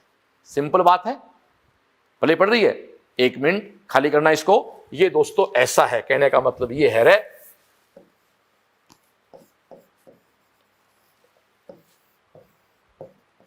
R बोले तो 30, ये तेरा 10, ये तेरा 10, भूल गया क्या, Z = R² + XL - XC का होल स्क्वायर। XL भी 10, ये कैंसिल आउट हो गया, तो Z का मान दोस्तों R के इक्वल आ गया, यानी Z का मान क्या है रे 30 ओम है। सीधी सी बात ये है, बिठा दो यहां तक, Z का मान 30 ओम है, एक बिठा दिया। अब पढ़ क्या कह रहा है, क्वेश्चन पढ़। अब अगला कहता है करंट बताओ। तो दोस्तों मैं इतनी बात जानता हूं, VRMS IRMS × Z। ध्यान सुन लेना रहे, IRMS में है तो VRMS में आएगा, I पीक में है तो V पीक में आएगा, इससे कोई फर्क नहीं पड़ने वाला है। Z तो दोस्तों ना RMS होता ना पीक, Z तो Z होता है बस। अब मुझे अच्छा परिपथ में करंट पूछी है, एक बात और सुन लो, जब कुछ नहीं देता है तो हमेशा RMS होता है। भूल गए क्या, AC के सारे इंस्ट्रूमेंट क्या मेजर करते हैं, RMS, नहीं कि पीक। गान सुन ले, जब तक एसी के टॉपिक में अगला पीक शब्द काम नहीं ले, शिखर मान काम नहीं ले, तब तक आपको अंडरस्टूड है क्या है आरएमएस, क्योंकि एसी इंस्ट्रूमेंट हमेशा क्या पढ़ते हैं आरएमएस। ओके, अब तेरे को क्या चाहिए, वीआरएमएस कितना है 300√2, तो कितना बच गया 300। 300√2 तो क्या है पीक है ना, मुझे आरएमएस चाहिए, √2 से डिवाइड कर दिया 300 इक्वल टू क्या है आरएमएस। जेड को नीचे लिया, जेड कितना आया था 30, ये ले आंसर क्या आ गया तेरा 10, ये ले देख आंसर क्या आ गया 10 एम्पियर। ध्यान दे क्लास, इसमें कहीं कंफ्यूज मत होना, आरएमएस लूं पीक लूं कुछ नहीं भैया, जब कुछ नहीं कहता तो आरएमएस ही लेना है जी। Okay thank you. और मेरी निगाह में बहुत प्यारा क्वेश्चन है, क्यों इसका आंसर 10 भी है और कुछ लोग 10 रूट है 2 भी कर देते हैं, बस चक्कर इस क्वेश्चन ये बहुत सुंदर क्वेश्चन है। थैंक यू दोस्तों। क्वेश्चन नंबर 25 पे जाने से पहले 24 फिर याद दिला दूं, एसी इंस्ट्रूमेंट हमेशा आरएमएस पढ़ते हैं। एसी के टॉपिक में जब संख्या के साथ जब तक पीक ना लगा हुआ हो तब तक आपको आरएमएस ही मानना है। आ जाओ देखो, ये 80, ये 40, ये 100, देख भाई खाली कर इसको। देखो डियर, इस टॉपिक में 3 फॉर्मूले हैं। पहला फॉर्मूला है Z = R² + XL - XC का होल स्क्वायर। वैसे यदि मैं VZ की बात करूं तो मेरा फॉर्मूला बन जाता है VR² + VL - VC का होल स्क्वायर। और दोस्तों यदि मैं इसमें IZ की बात करूं, 3 को पैरेलल जोड़ दूं तो मेरा फॉर्मूला बनता है IR² IL - IC का होल स्क्वायर। बहुत बड़ा फंडा रहे। यदि LCR लगे हैं सीरीज में तो जोड़ किसका होता है? वोल्टेज का, क्योंकि सीरीज में करंट सेम होती है, इसलिए V R square plus V, ये अप्रोक्स माइनस होता है, बड़ा माइनस छोटा, इससे कोई फर्क नहीं पड़ने वाला, जो बड़ा उसको छोटा निकाल दो। क्यों? इसका स्क्वायर होना है वो हमेशा प्लस ही आना है। यदि एल सी आर तीनों पैरेलल जुड़े हुए हैं तो करंट अलग अलग है, वोल्टेज तो सेम है। इस दोस्तों ये फॉर्मूला काम है, याद करना। एक है सीरीज, एक है पैरेलल, एक है सीरीज रेजोनेंस, एक है पैरेलल रेजोनेंस, श्रेणी क्रम अनुनाद, समांतर क्रम अनुनाद। सीरीज रेजोनेंस जो है वो भी काम करता है एम्पलीफायर की तरह, पैरेलल रेजोनेंस है वो भी काम करता है एम्पलीफायर की तरह, लेकिन सीरीज वाला कभी करंट को चेंज नहीं कर सकता, वो वोल्टेज एम्पलीफायर की भांति काम करता है। पैरेलल वाला कभी वोल्टेज चेंज नहीं कर सकता, वो करंट चेंज करता है, इसको बोलते हैं करंट एम्पलीफायर। बहुत बड़ा प्रश्न बोल रहा हूं, एसी के टॉपिक में श्रेणी क्रम अनुनाद विभव प्रवर्धक की भांति काम करता है और समांतर क्रम अनुनाद धारा प्रवर्धक की भांति काम करता है। Series equal to voltage amplification, parallel equal to current amplification या एम्पलीफायर। ओके डियर, ये आपके फॉर्मूले हो गए। अब मैं मेरे क्वेश्चन में आ जाता हूं, तो दोस्तों कोई दिक्कत ही नहीं है, मेरे को v निकालना है तो वी आर का होल स्क्वायर यानी 80 का whole square plus V L minus V C. दोस्तों 100 में 60 40 निकालो, किसका होल स्क्वायर है? 60 का होल स्क्वायर। आप जानते हो ये हमेशा क्या होता है? 100 होता है। आंसर आ गया 100 वोल्ट। 8 का स्क्वायर प्लस 6 का स्क्वायर 64 36 110 हो गया ना यार, आंसर आ गया। थैंक यू दोस्तों। क्वेश्चन नंबर देखो 26, ये कहता R 100 ओम के साथ एक LCR सीरीज सर्किट है, 200 वोल्ट और 50 हर्ट्ज पे काम कर रहा है। जब केवल हटाएं कैपेसिटर को तो धारा वोल्टेज से 60 डिग्री अग्र होती है, जब केवल हटाएं कुंडली को तो भी 60 डिग्री आगे होती है। इसका मतलब ये है डियर, चाहे एल हटाओ या सी हटाओ, उन दोनों का असर एक जैसा है। इसका मतलब ये सीरीज रेजोनेंस है, और जब रेजोनेंस हो जाता है सीरीज में तो दोस्तों जेड की वैल्यू सिंपल सी आर के इक्वल हो जाती है, बस कुछ नहीं करना यार। तो V equal to I Z. आपको क्या पूछता अगले ने? तो एल या धारा कितनी है? तो दोस्तों I equal to V by Z. V बोले तो 200 और Z बोले तो 100। आंसर क्या आ गया दोस्तों? 2 एम्पियर। इसमें कहीं जरूरत नहीं गुणा भाग करने की। एल सी आर तीनों कौन से ऑर्डर में है? सीरीज में। एल को उठाया तो सी ने 60 कर दिया, सी को उठाया तो एल ने। इसका मतलब एल और सी दोनों की न्यूमेरिकल वैल्यू समान है। हेलो, इसका मतलब एक्सएल एक्ससी के बराबर है, और याद करो एक्सएल एक्ससी के बराबर हो जाता है तो इसे सीरीज रेजोनेंस कहते हैं, इससे श्रेणी क्रम अनुनाद कह देते हैं जब जेड आर के बराबर हो जाता है। तो V equal to I Z, I equal to V by Z. फिर वही बात, कुछ नहीं पूछे तो RMS निकालना, कहने की बात ही नहीं है। और एक बात और सुनना, ये जो डेटा लिखे होते, बार बार कहना हो रहा है, जब तक कोष्टक में पीक नहीं लिखा हुआ है आप इनको RMS ही पढ़ेंगे। आखिरी बार बोलो क्लास में आज, एसी के टॉपिक में जब तक कोष्टक में पीक नहीं लिखा जाता है तब तक RMS ही पढ़ना उसको। Thank you. 27 को क्वेश्चन नहीं है यार। अगला कहता है कि रेजोनेंस हो रहा है, रेजोनेंस जब होता तो VL VC के बराबर होता है, VL VC के बराबर है, V2 V3 के बराबर है, V2 V3 के बराबर है, और V1 V4 के बराबर है। ऐसे बोल सकते हैं अपन, V1 V4 के बराबर है तो टोटल V4 है वो किसके बराबर हो जाएगा? V1 के। कैसे? V इक्वल टू पढ़ा है ना, VR square plus VL minus VC के स्क्वायर का under the root. Okay thank you. हाँ बेटा, एक तो इस क्वेश्चन को पढ़ने से पहले करेक्शन कर लो, ये 500 नहीं 50 है बेटा, ठीक है ना, बस ध्यान देना चीज का। ओके, अब मैं क्वेश्चन में आता हूं, आ जाओ। इस क्वेश्चन को पढ़ने से पहले एसी का दोस्तों मेरे पास एक मास्टर फंडा है। क्या? Xerox machine. भाई जी खोपड़े में भयंकर सेट है ये। जीरोक्स मतलब फोटोस्टेट मशीन। आ जाए यार, तेरे सामने सामने है। जेड स्क्वायर इक्वल टू क्या है? R square plus X square. अब सुन, तेरे को साइन फाई चाहिए तो एक्स बाई जेड कर दे, कहीं कोस फाई चाहिए तो आर बाई जेड कर दे, कहीं टेन फाई चाहिए तो एक्स बाई आर कर दे यार। मस्त अब ये, इसको बोलता हूं xerox, Z R X. Okay बस, अब तो क्वेश्चन में आ जा। अगला साफ साफ कहता है, ये दोस्तों ने कहा ना 50 है ना, ये 50 है। 50 ओम का एक प्रतिरोध है, 0.5 हेनरी की कुंडली है, इसको इसके साथ जोड़ दिया तो आपको इसका पावर फैक्टर चाहिए। एक बात ध्यान दो क्लास का, कोस फाई का नाम पावर फैक्टर है भैया, फाई का नाम पावर फैक्टर नहीं, फाई फेज, कोस फाई शक्ति गुणांक पावर फैक्टर है। कोस फाई क्या होता है? R by Z. आर तो मेरे पास 50 है, मेरे पास जेड नहीं है, कोई बात नहीं भैया, मैं जेड निकालूंगा। तो दोस्तों जेड मेरे सामने पता क्या होता है, जेड होता है आर स्क्वायर प्लस एक्सएल का होल स्क्वायर। क्यों, यहां सी तो है ही नहीं ना। एक्सएल क्या होता है, omega L. What is omega, आजा, V equal to V naught sine omega T. इसको बोलते हैं इक्वेशन का कंपेयर इक्वेशन से करने पे, तो ओमेगा टी 100 टी, तो ओमेगा क्या हो गया 100। ये देख ओमेगा हो गया 100, एल क्या है 0.5, तो भाई एक्सएल भी क्या हो गया 50, आर भी 50, एक्सएल 50, तो कर ले यार सीधा 50√2, तो आर का मान क्या है 50, इसका मान क्या है 50/√2, 1/√2। याद करो दोस्तों कोस फाई क्या आ गया 1/√2, तो आंसर क्या आ गया फर्स्ट 1/√2। क्वेश्चन में करेक्शन है, 500 की जगह 50 है। Okay thank you. क्वेश्चन 29, ये कहता ट्रांसमीटर है, ये वेवलेंथ है, कैपेसिटी ये है, और value of the inductance for the resonant circuit. दोस्तों सीधी सी बात है रे यार, एक LCR सर्किट है, सीरीज में जुड़ा हुआ है, रेजोनेंस फ्रीक्वेंसी चाहिए। दोस्तों सीरीज की शर्त होती है XL equal to XC, omega L equal to 1/ओमेगा C। तो ओमेगा इक्वल टू आ गया 1/√LC, ओमेगा इक्वल टू होता है 2πf। तो दोस्तों f की वैल्यू आ गई 1π√LC। इसको अपन बोलते हैं FR, रेजोनेंट फ्रीक्वेंसी, अनुनाद आवृत्ति। FR का मान है 1/2π√LC। बस सीधी सी बात ये है। अब अगला साफ साफ कहता भाई तेरे सामने कि C का मान ये है, L का मान निकालना है, ये तेरा लेमडा दिया हुआ है। तो लेमडा दोस्तों अपन जानते हैं C इक्वल टू क्या आएगा न्यू लेमडा।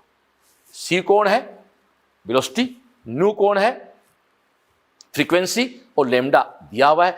थोड़ी सी कैलकुलेशन बड़ी कह सकता हूं मैं, बाकी ये एग्जाम के लाइक क्वेश्चन में नहीं कहता इसको, इतनी बड़ी कैलकुलेशन एग्जाम में नहीं आती है। आपको इतना पता होना चाहिए कि सीरीज रेजोनेंस में रेजोनेंट फ्रीक्वेंसी होती है 1/√2πLC। इसकी गुणा भाग दोस्तों करता हूं तो इसका आंसर है 10⁻⁻8 हेनरी के आसपास। कर लेना, कोई बड़ी चीज नहीं है। Okay thank you. दोस्तों 30 क्या कहता है, LCR सीरीज परिपथ में शक्ति गुणांक अधिकतम होगा। दोस्तों पावर फैक्टर अधिकतम कब होगा, जब कोस फाई का मान अधिकतम 1 होगा। वो कब होगा, जब फाई का मान 0 होगा। फाई 0 कब होगा, जब सर्किट में ओनली आर होगा। ओनली आर कब होगा, जब XL XC के बराबर होकर 0 कर दें। XL इक्वल टू XC जब हो जाता है तो पावर फैक्टर मैक्सिमम हो जाता है, और यही सीरीज रेजोनेंस की एक कंडीशन है। श्रेणी क्रम अनुनाद की पहली शर्त है XL को XC के बराबर कर दो। Thank you. दोस्तों 31 साफ कहता कोयल, चोक कोयल का, भाई सुन चोक, चोक नहीं जानता क्या, इंजन चोक हो गया। चोक का मतलब क्या होता है कम करना। चोक कुंडली का काम ही क्या है, करंट को कम करना। ठीक है, वैसे कॉमन सेंस की बात है यार। X equal to omega L, L बढ़ेगा XL बढ़ेगा, XL बढ़ेगा Z बढ़ेगा, Z बढ़ेगा तो धारा घटेगी। सुन ले, चोक कुंडली के ऊपर 2 क्वेश्चन बनते हैं अच्छे खासे। ये जुड़ती है सीरीज में, AC में काम आती है, सीरीज जुड़ती है और करंट को हमेशा कम करती है। Okay thank you. दोस्तों क्वेश्चन नंबर 32 पेज खाली करना। इस पे कई सारे फॉर्मूले बनते देखो। P equal to ERMS IRMS cos phi. Clear, आ जा। P equal to ERMS IRMS cos phi क्या होता है R/Z। ओके, अब कई बार E नहीं होता है तो E को I में चेंज कर लो, I नहीं होता है तो E में चेंज कर लो। मेरे ऑब्जेक्ट में E है, I नहीं है, तो मैं जानता हूं V इक्वल टू क्या होता है IZ, तो I इक्वल टू V/Z। तो V/Z का मतलब क्या हो गया E square RMS Z R/Z। तो P इक्वल टू हो गया ERMS का whole square Z square R। आज आंसर आ जा भैया, हो गया। क्या देख रहा है, ये रहा V स्क्वायर R और Z का स्क्वायर है, स्क्वायर का मतलब रूट हट जाएगा, तो ये R square plus omega square L square. दोस्तों आंसर क्या हो गया इसका, सेकंड आपका आंसर हो गया। ठीक है थैंक यू। क्वेश्चन नंबर 33 को पढ़ने से पहले तो आप करेक्शन कर लो। ये दोस्तों π/6 आएगा, ठीक है ना, क्योंकि एक ऑब्जेक्ट -π/6 है और एक +π/6 है, और यही इसकी सुंदरता है क्वेश्चन की। चलो इस क्वेश्चन को आगे बढ़ाने से पहले मैं कुछ थ्योरी की बात आपसे करूं। दोस्तों यदि कहीं प्योर R लगा हुआ हो, कहीं प्योर L लगा हुआ हो और कहीं प्योर C लगा हुआ हो, तो याद करो प्योर R पे फाई क्या होता है 0, प्योर L पे फाई क्या होता है +90, प्योर C पे फाई क्या होता है -90। फाई क्या है, I और V के बीच का फेज, जिसको बोलते हैं फेज डिफरेंस। अब एक बात सुनना ध्यान से, ये बड़ा लोचार है, ये V ये I, ये आई, ये वी। ओ बेटू एंगल यहां भी 90 है, यहां भी 90 है। अब बता कौन तो प्योर एल है और कौन प्योर सी है। रट्टा मत मार, फंडा करे। धारित्र में धारा आगे होती है, तो यहां धारा आगे है, तो ये सी है, ये एल है। और एक बात और सुनना, प्लस 90 किसको लें, माइनस 90 किसको लें, तो गांठ बांध ले। एंगल या फेज करंट के रेफरेंस में मेजर किया जाता है, करंट के रेफरेंस में मेजर किया जाता है। ये करंट से पीछे है, इसलिए इसको माइनस 90 डिग्री कहेंगे। ये करंट से आगे है, इसलिए इसको प्लस 90 डिग्री कहेंगे। पाली पड़ रही बात तेरे? ये है दोस्तों मूल कहानी। ओके, अब थैंक यू। अब आप क्वेश्चन में आ जाओ। अगला साफ साफ पता लग रहा भाई तेरे सामने, आई तो ये है और ई पीछे है। ई पीछे है, इसका मतलब दोस्तों आई आगे है, आई के सापेक्ष पीछे है, तो माइनस में आएगा माइनस पाई बाई 6, न कि प्लस पाई बाई 6। याद करो, ये ऑब्जेक्ट चेंज कर दिया था मैंने, ये आंसर नहीं हो सकता, इसका आंसर माइनस पाई बाई 6 रहेगा। Okay, thank you dear. Question number 34 देखो, एक शब्द है क्यू। मुझे नहीं पता आप कैसे पढ़ते हो, मैं तो एक ही बात कहता हूं, tan फाई को क्यू कहते हैं यार। पेट फंडा मेरा, तो ये मुझे नहीं पता गलत है कि सही है।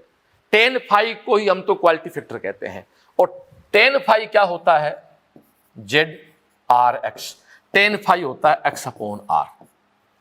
दोस्तों अक्स जितना कम होगा, या अपन यूं कहें गुणांक, अक्स जितना ज्यादा होगा, आर जितना कम होगा, उतनी क्वालिटी बढ़िया होगी। अब देख ले भाई क्या कहता है, तेरे को क्या चाहिए, बढ़ाना है ना, बढ़ाना है तो क्यू को बढ़ा, आर को घटा। पहला क्या है, हाई एल, ये हो गया, पहले हो गया लो, हाई एल लो आर, बस आंसर आ गया। ये टेक्निकल तो हो सकता है, मुझे नहीं पता है, बट क्वालिटी फैक्टर को हम 10 फाई के लेते हैं। Thank you. तो क्वेश्चन नंबर 35 उसी बच्चे को सही होता है जिसको ये पता है कि दी गई वैल्यू हमेशा किस में होती है, आरएमएस में होती है। एसी इंस्ट्रूमेंट हो, चाहे एमीटर हो, चाहे वोल्टमीटर हो, क्या पढ़ते हैं, आरएमएस पढ़ते हैं, बस वही चीज है। वो कहता है ई की वैल्यू ये है, इतने माइक्रोफेड के संधारित्र पे लगाया तो संधारित्र द्वारा प्रवाहित धारा क्या है, लड़के धारा चाहिए तेरे को, I R M S, V R M S equal to I R M S multiply Z. ठीक है, ओके ओके। आपने क्या चाहिए, आई आर एम एस। तो what is I R M S है, आई आर एम एस है V R M S upon Z. Z क्या होगा, XC.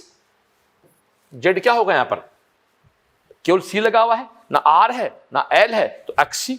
What is V R M S, 220। 220 root 2 नहीं रहे ओ लड़के, पीक का चक्कर नहीं है भैया। अपॉन एक्सएल, एक्सएल क्या होता है, 1 upon omega C. Hello, XL XC क्या, सॉरी एक्सी क्या होता है, 1 अपॉन ओमेगा सी। दोस्तों ओमेगा ऊपर ले जाओ, सी ऊपर ले जाओ, तो ये तेरे सामने क्या आया, 220। व्हाट इज ओमेगा, ये रहा ओमेगा 100। व्हाट इज सी, एक माइक्रोफेड 10 की घात -6, तो 1 2 3 कैंसिल आउट कर दो। 22 मल्टीप्लाई 10 की घात -3, तो 22 मल्टीप्लाई 10 की घात मतलब 22 मिली एम्पियर। आंसर आ गया।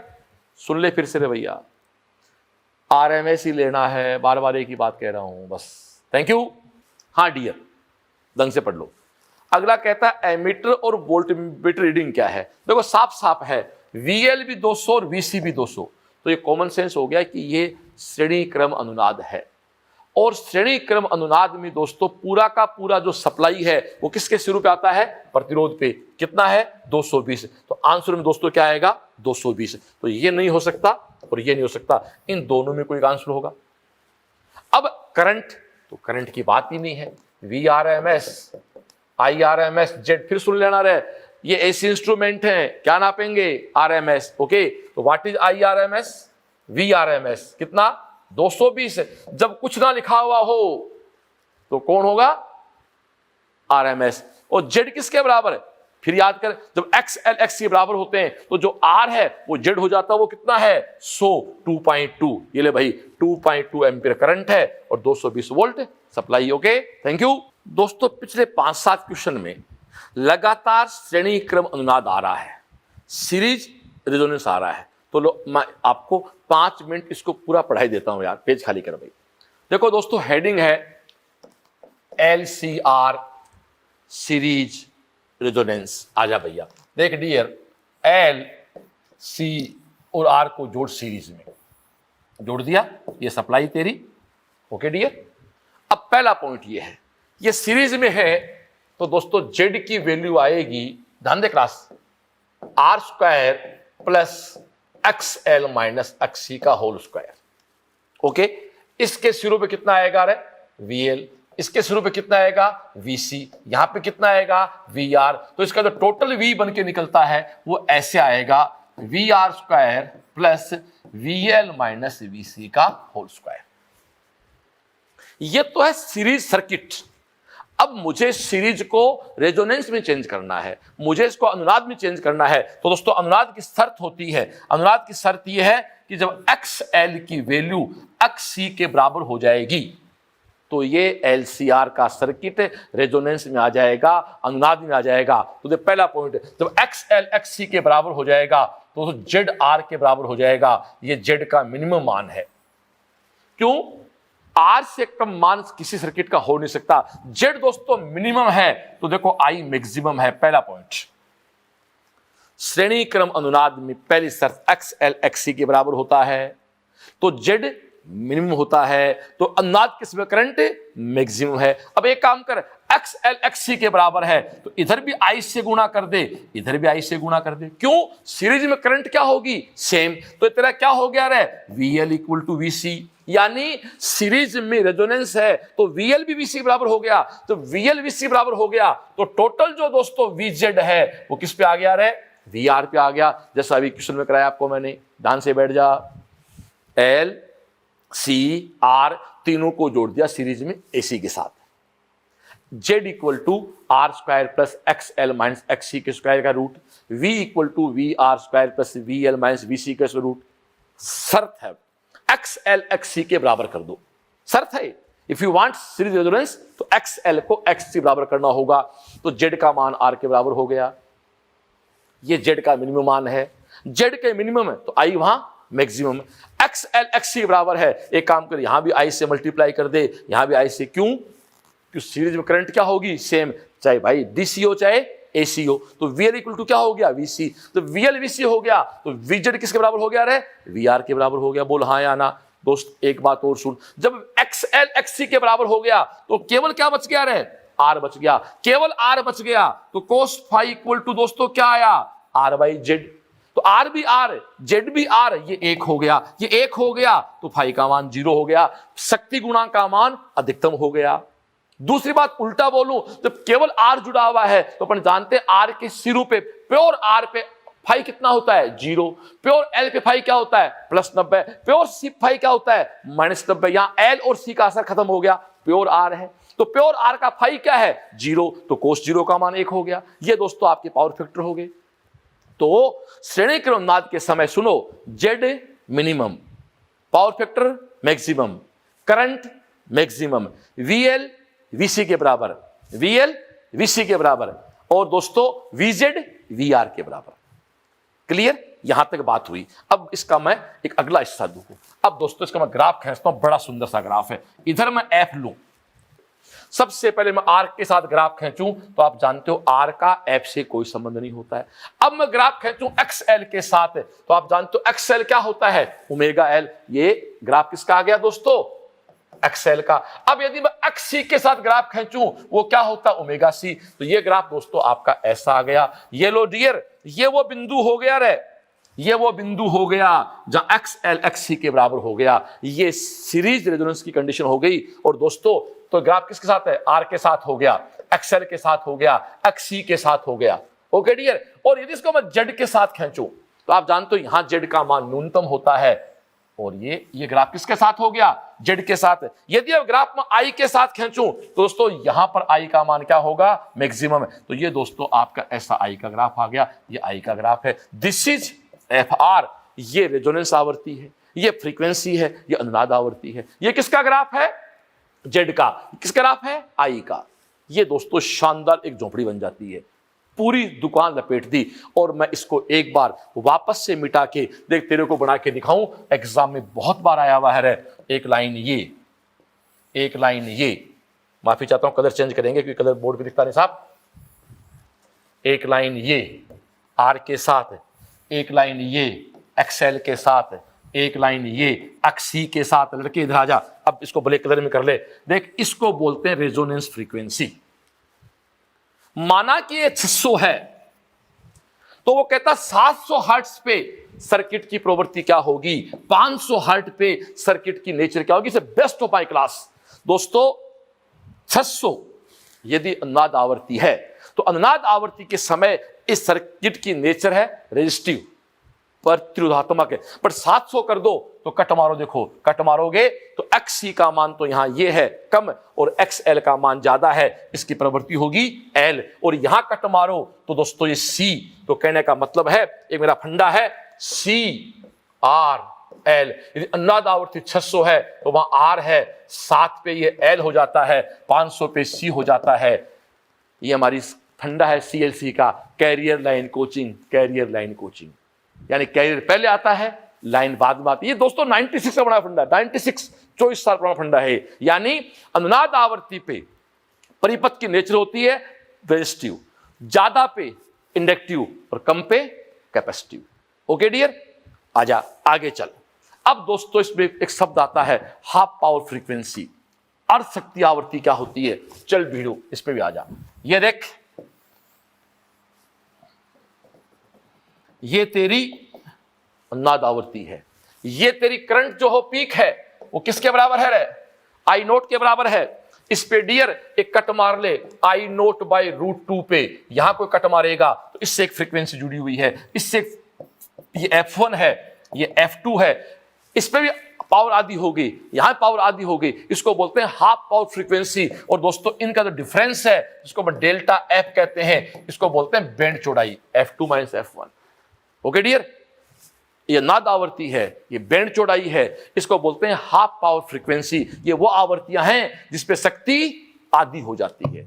ये पूरा पढ़ा दिया। और सीरीज रेजोनेंस जो है वो आप जानते हो दोस्तों, वोल्टेज को मल्टीप्लाई करता है, करंट तो सेम होती है, इसलिए बोलते हैं विभव प्रवर्धक है। और सेम बात आप लाओ समानांतर अनुनाद पे, कोई फर्क नहीं पड़ने वाला, सब कुछ वैसा रहेगा, बस केवल एक फर्क पड़ेगा, क्या, जहां आई मैक्सिमम है आई मिनिमम हो जाएगा, बाकी सब कुछ सेम रहेगा।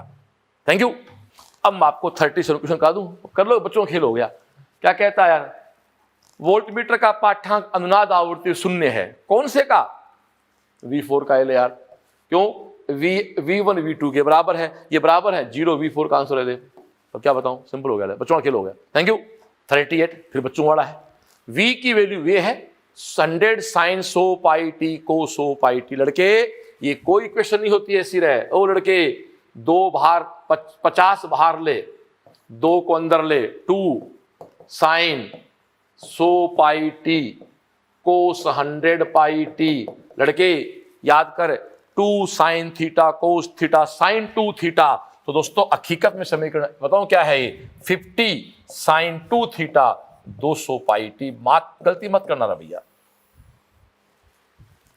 ये है V = 100 sin 100। तो भैया 50 को बाहर ले लिया, अंदर 2 रखा, तो 2 sin theta cos theta. 2 sin theta cos theta क्या बन जाता है बेटा जी, sin 2 थीटा। तो ये V = 50 sin 200 पाई टी है। एक बार भैया खाली कर ले, तो क्या बना रहे, खाली कर ले पूरा, खाली ये बना V = 50 sin 200 पाई टी है। इसकी तुलना कर ले, V = V0 sin 2 पाई FT। यदि ओमेगा होता तो तुल ओमेगा से कर देता, बस अब मेरे सामने सामने है, मुझे नहीं पता क्या पूछ रहा हूं, पूरी बात निकाल दूं। V0 का मान तो ये आ गया, और 2 पाई FT की वैल्यू है 200 पाई टी। देख, पाई से पाई काटते, टी से टी काटते, इसमें F का मान 100 है। ये ले, आजा क्वेश्चन में आजा भैया। क्वेश्चन क्या कहता है, क्वेश्चन कहता है स्रोत की शिखर वोल्टता 100 है ना, शिखर वोल्टता 50 है, बिल्कुल सही है। आवृत्ति 50 है ना भाई, आवृत्ति इसकी हो गया, तो दोस्तों आंसर क्या हो गया इसका, सेकंड हो गया। Okay, thank you. दोस्तों क्वेश्चन नंबर 39 जो है ना, इसको फिर सुन लो। कहीं भी प्योर R हो तो फाई 0 होगा, प्योर L हो तो फाई +90 होगा, प्योर C हो तो -90 होगा। अब प्योर नहीं है, कैसे नहीं है आप देखो, इस इक्वेशन में तो कुछ नहीं है। और दोस्तों आप एक बार देखें तो तसल्ली से थोड़ा सा, और इस इक्वेशन में आप क्या देख रहे हैं, यहां कुछ नहीं है, यहां +45 है, आई में तो आई आगे है। आई कितना आगे है? 45 आगे है, 90 आगे नहीं है रे। इसका मतलब सी तो पक्का है, पर प्योर सी नहीं है। इस सर्किट में दोस्तों हकीकत में बताऊं क्या है, आरसी है या एलसीआर? एलसीआर तो वैसा होना ही होना है। अब ये कहता है गलत बात बताओ, वो कहता बक्से के अंदर एक संधारित्र अवश्य होगा। बिल्कुल सही बात है। बक्से के अंदर एक प्रेरण कुंडली अवश्य, ना ना ना ना, कोई अवश्य नहीं है रे, केवल आरसी हो सकता भैया। इसलिए दोस्तों आपका सेकंड स्टेप है वो गलत हो गया। एक बार खाली करना पेज। दोस्तों ये बहुत मेरा प्रश्न बनता है, देखो जैसे ये आप तो चलो ये बताओ मेरे को, आई वी और वी आई। आई वी यहां आर एल है, वी आई यहां आर सी है। प्योर सी होता तो 90 आगे होता, 90 आगे नहीं तो सी के साथ आर जोड़ दो। प्योर एल होता तो 90 आगे होता, आर जोड़ दो। क्लियर? Thank you. क्वेश्चन 40 देखो, पाई√3 ओम प्रतिरोध है, इसके साथ एक एल जोड़ दिया, ईएमएफ और धारा के बीच 30 डिग्री एंगल है, फ्रीक्वेंसी 50 हर्ट्ज है। मैंने कहा ना मास्टर चाबी है मेरे पास, तो भैया मास्टर चाबी है, भूलता नहीं मैं, जीरोक्स अपन फिट फंडा है। अब तू खुद जानता, देख तू जेड के चक्कर में पड़ी मत यार। अपन tan phi की बात कर दे, tan phi = x/r। मैं क्यों जेड निकालू? मैं लूंगा नहीं जेड। मैं क्यों sin phi लूं? मैं क्यों cos phi लूं? tan 30 का मान क्या होता है? 1/√3। बस मुझे क्या पूछ रहा है अगला यार, मेरे को अगला एल की वैल्यू पूछ रहा है। एल क्या होता है? एक्सएल। एक्सएल क्या होता है? Omega L. तो ओमेगा एल अपॉन आर 1/√3। खाली करना पेज भैया। तो दोस्तों ओमेगा क्या होता है? 2 पाई एफ एल आर = 1/√3। बस डियर, एफ चाहिए तो देख आर ऊपर ले जा, ये √3 नीचे है, 2 पाई नीचे है, और सॉरी एल चाहिए अपने को, और आपका एफ नीचे है। बस आजा क्वेश्चन में आजा। आर की वैल्यू हो रही, देखो आर हो रहा पाई√3, वापस आजा। आर क्या है? पाई√3, ये √3, ये 2 पाई। एफ क्वेश्चन वापस आ, एफ क्या है? 50, वापस आ जा। ये तेरा 50, देख पाई√3 खड़ गया, 1/100 आंसर आ गया। आजा 1/100। अब 1/100 का मतलब क्या हो गया? 0.01 हेनरी। क्या फर्क पड़ता है? Okay thank you. देखो दोस्तों क्वेश्चन नंबर 41 जो है ना, यहां 2 क्वेश्चन बना देता हूं आपको मैं।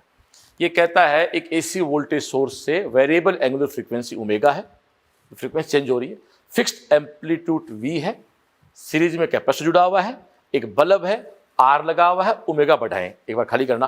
देखो सीधी सी बात है, ये ऐसा है, ये कोई बल्ब है, इसके साथ आर भी लगा हुआ है, सी भी लगा हुआ है, और ये आपकी सप्लाई लगी हुई है।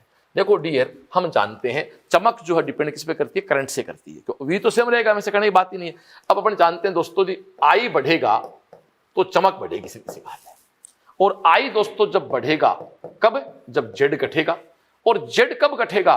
तो जेड दोस्तों यहां एक्चुअल में क्या है? यहां ZR² + 1 ओमेगा सी का होल स्क्वायर, क्योंकि यहां केवल सी जुड़ा हुआ है। तो अब सुनो, ओमेगा कम करेंगे। अगला क्या पूछता है क्वेश्चन में आए? अगला साहब कहता है जब ओमेगा बढ़ा रहे, आजा ओमेगा बढ़ा रहे हैं, ये बढ़ा तो ये घटा, ये घटा तो जेड घटा, जेड घटा तो आई बढ़ी, बल्ब की चमक बढ़ गई। ओके अब क्वेश्चन में आ जाए, एक मिनट क्या कहता है? बल्ब की चमक बढ़ गई, बल्ब की चमक बढ़ गई। लेकिन दोस्तों यदि सी की जगह एल जोड़ दे तो ठीक उल्टा हो जाएगा। तो एक्सएल = क्या होता है? ओमेगा एल होता है। वहां ओमेगा बढ़ाओगे तो अक्ष बढ़ेगा, अक्ष बढ़ेगा, जेड बढ़ेगा, जेड बढ़ेगा, आई घटेगी, आई घटेगी तो चमक घटेगी। क्लियर? केवल आर जुड़ा हुआ हो, ओमेगा से कोई संबंध नहीं है, क्यों आर का ओमेगा से लेना देना ही नहीं है। थैंक यू दोस्तों। 42 क्वेश्चन जो है ना, देखो इसका अपन करें डेरिवेशन, तब तो बहुत लंबा है, जो तो आपको पूरी साल पढ़ा दिया टीचर्स ने या पढ़ लिया होगा। खाली करना, मैं तो एक सिंपल बताता हूं दोस्तों। ये कोई एक छड़ है और इस शख्स के प्रति आप इसको ऐसे घुमाते हो, माना यहां कोई क्रॉस चुंबकीय क्षेत्र है, ये बिंदु आपका O है, ये बिंदु आपका A है, इसके लंबाई माना कि L है, और ये किसी ओमेगा कोणीय वेग से घूम रही है। तो O और A जो किनारे हैं उनके बीच इंड्यूस्ड वोल्टेज होगा B ओमेगा L²/2। सीधी सी बात, B ओमेगा L²/2। याद कर ले भाई ये। Thank you. ठीक है डियर, L लंबाई की छड़ है, एक किनारे से खाली करना पेज, यहां से इसको टांग दिया, L इसकी लंबाई है, B यहां की इंटेंसिटी है, और ओमेगा कोणीय वेग से घूम रही है। ओके अब आ जाओ क्वेश्चन में। क्वेश्चन क्या कहता है डियर कि इस C बिंदु पर जो है, तो C और B के बीच क्या है? तो देख लड़के, A और B के बीच ऐसे कर, ये A है, ये C है, ये B है, तो मैं आपके लिए पूरी बात कर दूंगा दोस्तों। तो VB माइनस CV ये क्या है, देख VB माइनस CV ये क्या है, B omega L square by 2, और VC माइनस CV ये क्या है, VC माइनस CV ये क्या है, B ओमेगा L बाई 2 का होल स्क्वायर। बस, तो तेरे सामने यार ये क्या हो गया, 4 8, तो 1/2 माइनस 1/8, सीधी सी बात, 1/2 माइनस 1/8, 1/2 माइनस 1/8, 8 लोग तुम ले ले यार, ये 4 माइनस 1 देख 3/8 ये रहा, 3/8 ये रहा, 3/8 भी ओमेगा L स्क्वायर। अच्छा क्वेश्चन है भैया दोस्तों, याद कर लो, L लंबाई की छड़ को B इंटेंसिटी वाले फील्ड में ओमेगा एंगुलर स्पीड से घुमाते हैं, तो उसके किनारों के बीच इंड्यूस्ड वोल्टेज है B omega L square by 2। Okay, thank you. यूं कह सकता हूं दोस्तों, एक बहुत अच्छा क्वेश्चन करने जा रहे हैं, मन से बैठ जाओ। तो क्या कहता है, ये कोई कोयल है, मतलब लूप है, नोट कोयल, एक बैटरी लगी हुई है और ये एक आपकी पूरी लूप होगी। एरिया कितना है 1 मीटर स्क्वायर, इसका आर कितना है 5 ओम।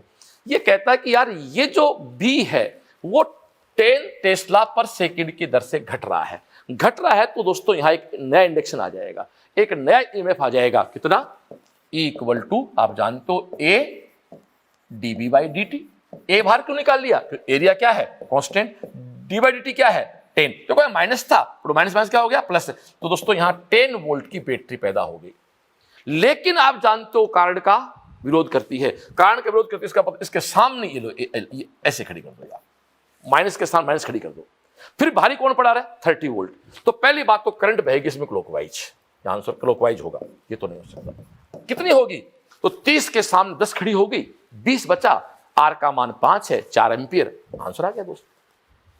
समझ लो बहुत आसान है भाई, इंडक्शन हुआ, 10 वोल्ट की बैटरी बनी, सर्किट वही है, क्योंकि म्यूचुअल सर्किट है, सॉरी सेल्फ इंडक्शन है, उसी कुंडली में है, सामने खड़ा कर दिया, 20 करंट।